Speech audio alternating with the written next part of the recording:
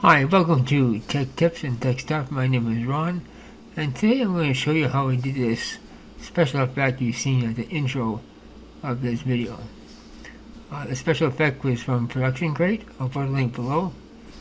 And the city in behind was a shot I took last spring, about 4 a.m. in the morning. Yes, begin.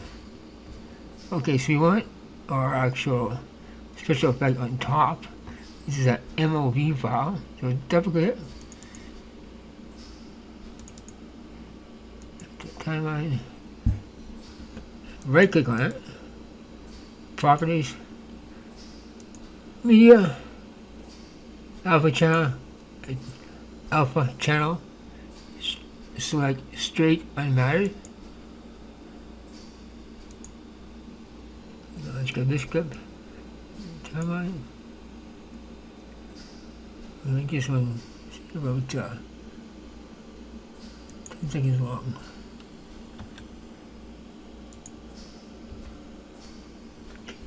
So here is right click, copy, Control V, Control V, Control V,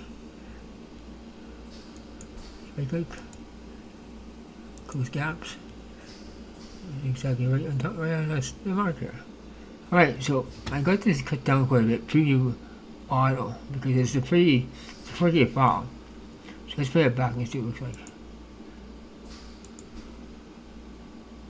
It looks pretty cool. This one is actually not a free